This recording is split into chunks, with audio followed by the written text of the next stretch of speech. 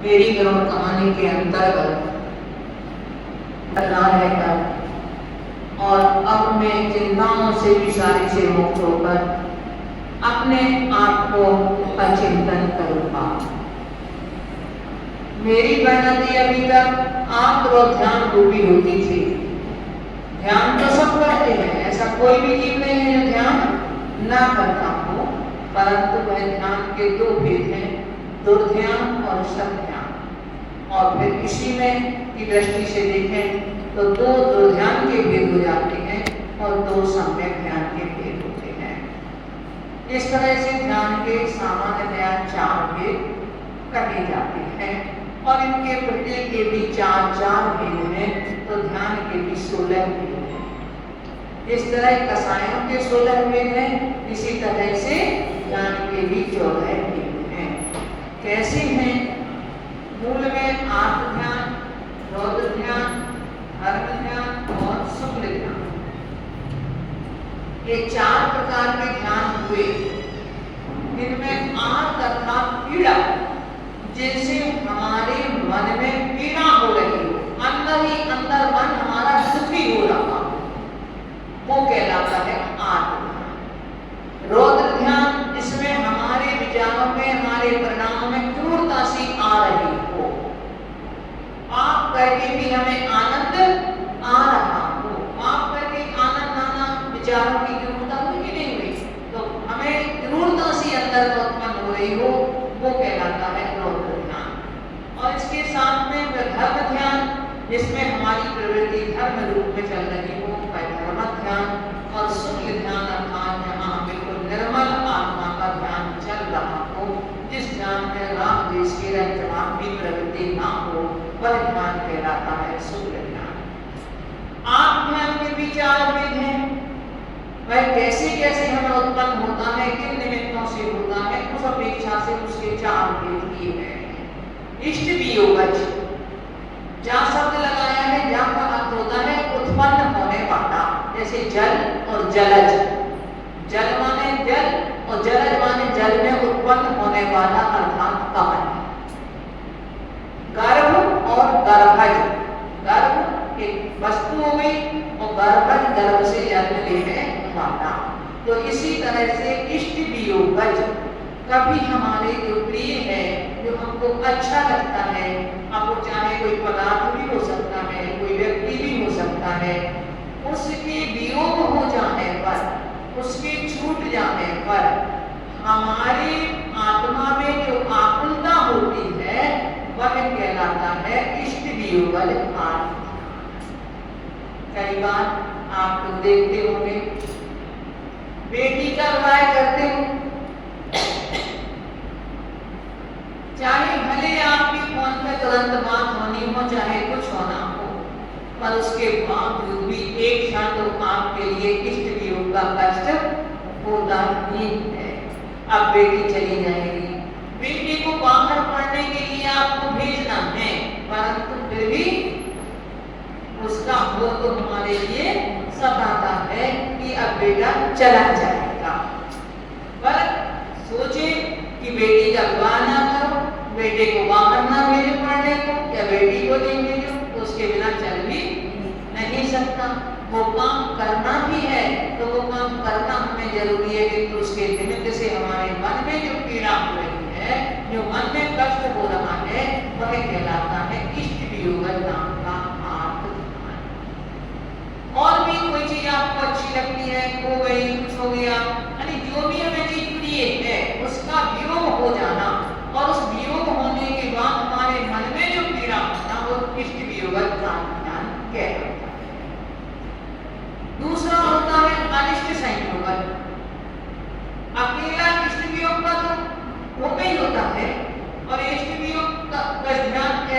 दुख देता है जब सीता जी के लिए राम ने वनवास की आज्ञा तो दे दी और वृत्तांत भक्त के लिए समझा दिया कि तुम्हें के लिए जंगल में छुपे आना है, परंतु वाम ने राम जी बेहोश हो गए, मूर्छित हो गए। जब उनके लिए मूर्छा उनकी दूर की गई तब क्या कहते हैं, बोले इष्ट वियोग का दुख मरण के दुख से भी ज्यादा दुखदायी है। अगर हमारे किसी प्रिय का वियोग हो जाए तो उसका दुख आदमी के लिए लगता है, इससे तो अगर चले जाते तो कोई बात नहीं, परंतु ये दुख कम से कम नहीं देखना पड़ता। अनिष्ट संयोग कभी कोई जो हमें अप्रिय है, जो हमें प्रिय नहीं है, जो हमें अच्छा नहीं लगता है, उसका संयोग हो जाना, वह हमें मिल जाना। कभी आपको मान लो बेटा ऐसा मिल जाना जो आपकी आज्ञा नहीं मानता है, घर में बहू ऐसी आ जाना कि जो बिल्कुल आपका कहना नहीं मानती है, अपने अंदाज चलती है। और ऐसे मौसम भी मान लो जब कभी हाय बहुत सर्दी, हाँ बहुत सर्दी, हाँ बहुत गर्मी, तो क्या हुआ,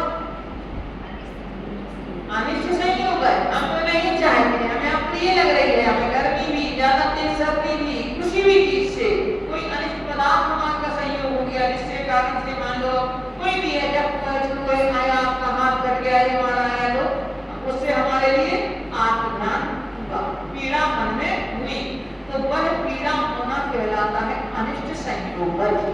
गुरु के लिए शिष्य अच्छा नहीं मिला, शिष्य के लिए गुरु अच्छा नहीं मिला, तो रामदेव भाई उसके लिए क्या करते हैं, अपने मन में जो अंदर ही अंदर में जो दुख होता है वह कहलाता है अनिष्ट संयोग। दूसरा है पीड़ा चिंतन। शरीर में कोई बीमारी हो जाने पर उस बीमारी को अब कैसे दूर होगी, क्या होगा, क्या नहीं होगा, अब कैसे करें, किसको दिखाएं, कहाँ जाएं, इस प्रकार से अनेकों प्रकार से मन में विकल्प उठना, मन में अपने में पीड़ा होना, मन दुखी होना, वो पीड़ा चिंतन से उत्पन्न होने वाला आत्मज्ञान है। अब सभी लोग साधु हैं नहीं कि सुख में, दुख में, रोग में, स्वस्थता में, किसी में भी उनके मन में साम्यता रहे। सनत कुमार मुनिराज को 100 वर्ष तक कुष्ठ रोग रहा, परंतु जब वो देव उनकी परीक्षा लेने के लिए पहुंचा, वो वैद्य बनकर के जंगल में उनके चारों तरफ घूमने लगा, मैं सब लोगों की दवा जानता हूँ, मैं सब लोगों की दवा जानता हूँ। मुनिराज का ध्यान टूटा, बोले भाई यहाँ जंगल में कौन है तुम्हें दवा लेने वाला, यहाँ तो तुम इतना मतलब कर रहे हो, यहाँ तो घूम रहे हो, जंगल में दवा लेने वाला तुम्हारी कौन है, बोले आप तो हैं, बोले अरे भाई ये रोग मिलने नहीं है, ये तो ये शरीर में है, और ये शरीर बोलता नहीं है, शरीर कहता नहीं है बीमारी, और शरीर तो व्याधि मंत्रम, शरीर तो बीमारियों का घर है।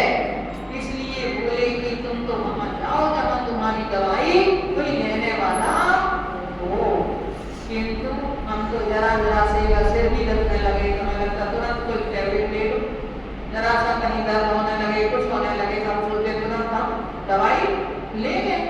तो दवाई लेना और इसका निदान करना एक अलग बात है, किंतु उसी बीमारी का निरंतर हमारे मन में चिंता बनी रहे, उसी बीमारी के संबंध में सोचते रहना, वो कहलाता है पीड़ा चिंतन नाम का आत्मज्ञान। चौथा है निदान बल। निदान बंध किसी कहते हैं, धर्म क्रियाएं कर रहे हो तो उसके फल की चाह करना, उसी का चिंतन करना, अब मैं ये कर रहा हूं, मेरे लिए इसका फल यह मिले। धर्म निष्काम भाव से किया जाता है, और अगर निष्काम भक्ति हम करते हैं तो निष्काम भक्ति के संबंध में आचार्य वाणीदास स्वामी 81वां स्तोत्र में कहते हैं कि जो निष्काम भक्ति कैसी है, मुक्ति द्वार पर लगे हुए ताले को खोलने के लिए चाबी के समान है। जैसे ताला बिना चाबी के नहीं खुलता, ऐसे भी किसी के मन में निष्काम भक्ति है तो वह मोक्ष के द्वार भी उद्घाटित कर सकता है, उस पर लगे हुए सुदृढ़ ताले को भी खोल सकता है, उसके ताले को भी वह खोल सकता है। ऐसी वह निष्काम भक्ति, किंतु व्रत करके, संयम की साधना करके, भक्ति आदि करके, पूजा विधान आदि करके, जाप आदि करके और मन में ये कामना करना कि मेरे लिए ऐसा मिल जाए, मुझे ऐसी प्राप्ति हो जाए, ये कहलाता है निदान बंध। और निरंतर उसका हमारा चिंतन चलते रहना, वही परिणति बनी रहना। देखो निदान बंध जितने भी नारायण और प्रतिनारायण के पद हैं, एक निदान बंध के ही पद।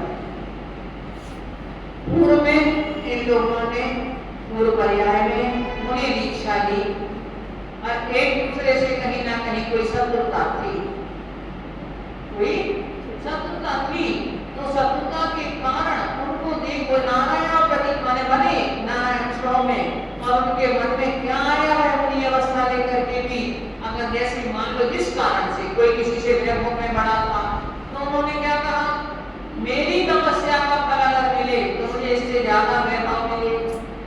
अगर किसी ने दूसरे को हरा दिया तो वो सोचते हैं अब मैं इससे ज्यादा बलशाली बनूं, मेरी तपस्या का फल मुझे मिले। जिस तपस्या का फल उनके लिए मुक्ति मिलना था, दिगंबर अवस्था में यदि वो निष्काम भाव से साधना कर रहे थे और वैसी ही निर्विकल्पता से वह साधना करते चले जाते तो उनके लिए उसी भाव से मुक्ति की प्राप्ति होती। कहते हैं कि रावण जिस समय बहुरूपणी विद्या सिद्ध कर रहा था, जब युद्ध चलने लगा, राम और रावण का जब युद्ध चल रहा था, रावण ने सोचा अब इनसे जीतने का उपाय नहीं है, तो उसने और तो उसे बहुत सारी विद्याएं सिद्ध थी, पर उसने सोचा बहुरूपणी विद्या सिद्ध कर लेनी चाहिए। वह बहुरूपणी विद्या सिद्ध करने के लिए शांतिनाथ भगवान के चैत्यालय में गए। वहां जाकर के जब राम की सेना को पता चला तो विभीषण आदि ने बिना राम को बताए, क्योंकि रामचंद्र जी कभी ऐसा कार्य करने की अनुमति नहीं देते, तो उन्होंने बिना राम को बताए रावण के ऊपर उपद्रव करना शुरू कर दिया। नगर में उपद्रव करना शुरू कर दिया। वह जो क्षेत्रपाल थे वहां के वो करके राम के पास पहुंचे कि आपके लोग इस तरह से परेशान कर रहे हैं, ऐसा कर रहे हैं राम को, तो तब पता चला। यहाँ तक कि मंदोदरी का चीर हरण करते दिखा दिया अपनी विद्याओं के बल से, मंदोदरी को चोटी पकड़ के घसीटते हुए दिखा दिया और मंदोदरी चिल्ला रही है, कह रही है, हे ना आज आप कैसे पत्थर हो गए हो, आज आप मतलब मेरे लिए रक्षा नहीं कर रहे हो, मेरे ये लोग ऐसा ऐसा मेरे साथ कर रहे हैं, आज आपको क्या हो गया है।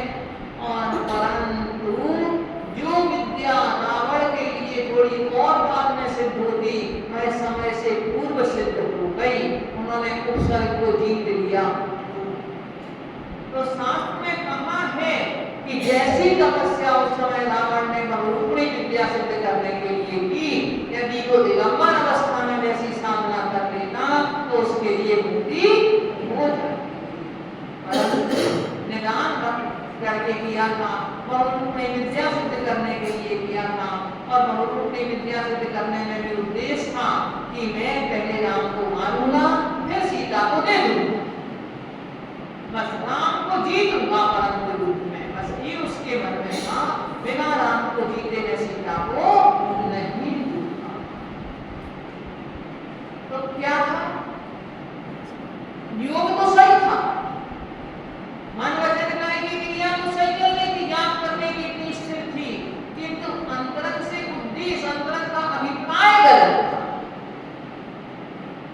उद्देश्य क्या था, लक्ष्य क्या था उसका, राम को जीतने का, सीता मेरी हो जाए, पहले तो यही सोच रहा था।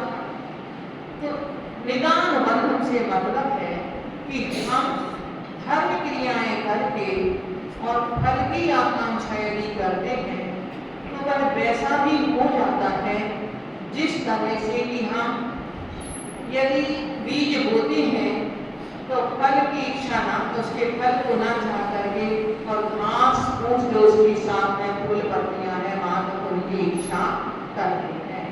आपको धान्य के साथ में वह तो मिलेगा ही मिलेगा, जहाँ जिसमें फल उत्पन्न होंगे वहां उसमें फूल पत्तियां आदि तो उस वृक्ष में होंगी ही होंगी।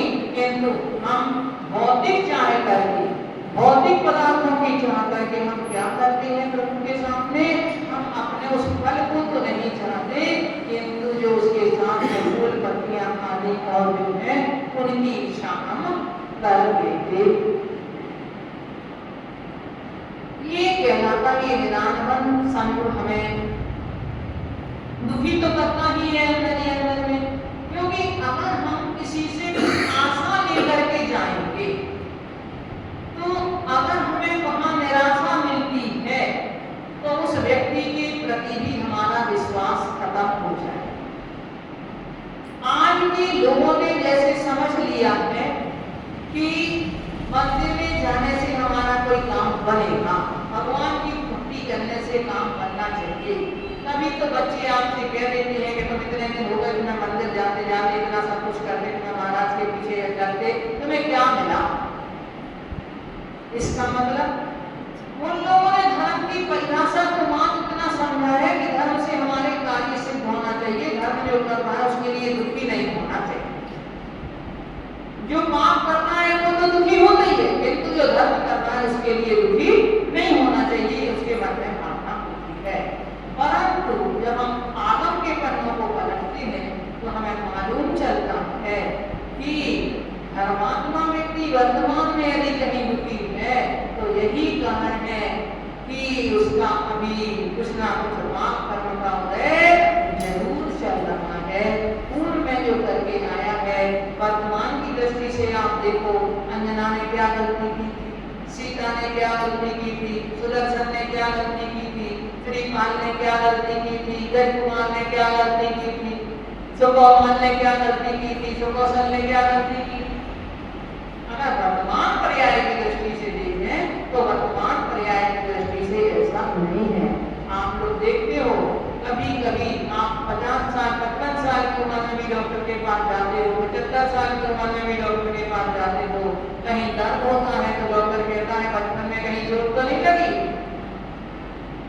बचपन की चोट बचपन में और 75 में आपको दुखी करती है। ऐसा नहीं है कि आज की लगी चोट आज ही दुखी कर रही हो, ताली चोट तो कभी परेशान नहीं करती, ताली चोट जिस समय लगी हुई है उस समय तो व्यक्ति दौड़ के पता नहीं कहां से कहां तक पहुंच जाता है अगर उसके सामने कोई ऐसी स्थिति आ रही हो तो। किंतु चोट उसके लिए कौन सी परेशानी करती है? 5 सी चोट दर्द करती है, वह चोट की दर्द देती है। 5 साल की उम्र की चोट 75 और 95 साल तक में परेशान करती है। धीरे धीरे तो इसी तरह से हमारा आज का बांधा हुआ जो कर्म है वो हमें आज ही फल नहीं देगा, चाहे वह पाप हो और चाहे वह पुण्य हो। कहाँ है जिनको पाप करते हुए भी कहीं अच्छा देखो रहा है उनके साथ में, तो उनके लिए कहा पापी तेरे पुण्य का बीता नहीं करा और तब तक तेरे माप है और करो क्या। तुम्हारा जब तक अभी वर्तमान में पुण्य का उदय है तब तक तुम्हें कुछ पता नहीं चलता। और लगता ऐसा है कि शायद उनके पाप को और बढ़ाने के लिए वह उसका पुण्य में भी वह पाप कर रहा है, पर जब फिर वो गिरेगा तो फिर ऐसा गिरेगा कि उसके लिए उठना मुश्किल हो जाएगा। एक डॉक्टर थे, मरीजों के सामने उनका जैसे मतलब पैसा है, जैसे उनका उद्देश्य मात्र पैसे ही कमाना था, मरीजों के प्रति उनके मन में दया का भाव नहीं था। इस तरह से बस जितना ले सको उनको उनसे पैसा उनसे ले लो। अंत में माइंड हैंग हो गया, पागल हो गया और ऐसे होकर के वो मरा। तो क्या है अपने किए हुए कर्म का फल? ऐसा नहीं कि आज ही वो कोई रिश्वत दे रहा है तो आज ही पकड़ा जाए। लेते लेते लेते लेते जब वो बड़ा भर तब कहीं जाकर के उसका फल मिलता है। तो अनेकों प्रकार से हमारे सामने हम प्रैक्टिकल देखते हैं इन सब चीजों का। तो हमारे लिए एक आत्मज्ञान कहो कैसा है, मन ही मन में हमें दुखी करने वाला है, ऐसा ये आत्मज्ञान। इसके साथ साथ रौद्र ध्यान, ये तो मन ही मन में दुखी करेगा, किंतु रौद्र ध्यान तो हमारे अंदर और क्रूरता ला देता है, पाप में भी आनंद बनाता है कि आप पाप कर रहे हो तो उसको बुरा नहीं मानता, उस काम के लिए हिंसा करती है, हिंसा करना और एक हिंसा करके आनंद मानना। लोग कह देते हैं मैंने उसको ऐसी सुनाई कि उसका मतलब बोलती बंद हो गई, कहते हैं और खुश होते हैं नहीं सुना कि मैंने उसको सुना करके अच्छा कर दिया। भाई तुमने कौन सा ध्यान किया, तुमने अपनी मानसिक हिंसा की और सामने वाले के लिए मानसिक हिंसा पहुंचाई उसकी की, और उसमें लेकर के तुम आनंद मना रहे। कौन सा ध्यान हुआ, हिंसा नंदी आत्मज्ञान हुआ। ऐसे अनेकों प्रकार से देखो एक व्यक्ति करने वाला होता है, कहीं कोई एक व्यक्ति की मान लो किसी की मृत्यु होती है और कहीं वो उसका आचरण कहीं गलत था, कहीं लोग उससे संतुष्ट नहीं थे, तो उसकी मौत के बाद भी लोग आनंद मनाते हैं। एक सच्ची घटना आपको बताते हैं। महाराज जी से हम लोगों का बिहार मुजफ्फरनगर की ओर से सहारनपुर की तरफ होना था। महाराज जी से अलग जाने का पहला ही बयान था नंबर, रामपुर मनी महाराज पहुंचे। अच्छा माहौल रहा सबके लिए, सब समाज का बहुत अच्छा सहयोग रहा। वहां से बिहार करने था, प्रवचन का सुबह का समय था। इतने में वहां एक मंत्री पत्र थे शायद वो, तो वो भजन उन्होंने रात्रि में लिखा 12 बजे तक बोले मैंने, और वो अपना बोलने लगे, उन्हें शुरू कर दिया। इतने में कोई एक गलत व्यक्ति, क्रिमिनल टाइप व्यक्ति वो आया और उनके लिए बुलाने लगा। उनका राशन का काम था, तो उनकी भी बात हुई उनसे, होगी क्योंकि ऐसे लोगों को देते हैं वहां तो भी मुश्किल, नहीं देते हैं तो भी मुश्किल। तो वो उन्हें बुलाने आया उसी हॉल में, त्यागी भवन में, बोले कहीं आता।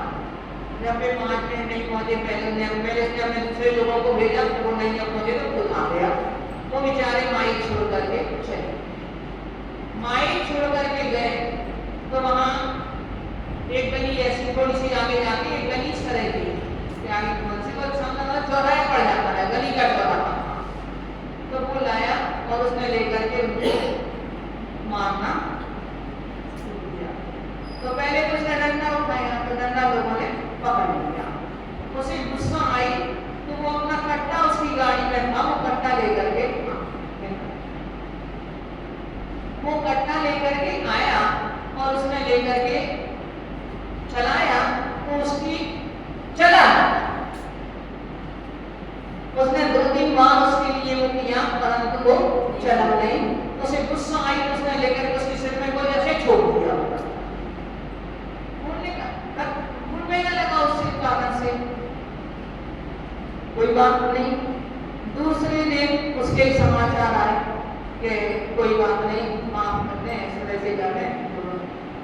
उसकी खुद ही समाचार आए, परंतु वो हमसे बोले माता जी वो तो क्षमा मांगे हो गया। हमने कहा उससे ये तो कहो एक बार कि भाई हमारे जैन समाज के लोगों के साथ आप ऐसा मत किया करो, आगे नहीं करना, तब हम आप लोगों के लिए क्षमा कर देते हैं कम से कम, क्योंकि हमारे जैन समाज के लोग तो कभी आप लोगों से किसी से लड़ते फिरते हैं नहीं, आपसे तो हमने कहा ऐसा करोगे। बोला वो नहीं मानने वाला, माता जी छोड़ो, जब आप उसकी परिस्थिति समझते हो तो आप छोड़ो। भैया 5-7 दिन बाद ही ऐसा हुआ। परिणामों की बात, फल की बात बता रहे हैं और लोगों की बात इसमें जुड़ी हुई है। वहाँ जुगाड़ गाड़ी चलती है, आप जानते जुगाड़ गाड़ी कौन सी कहलाती है, जिसमें जनरेटर रख के और वो बना लेते हैं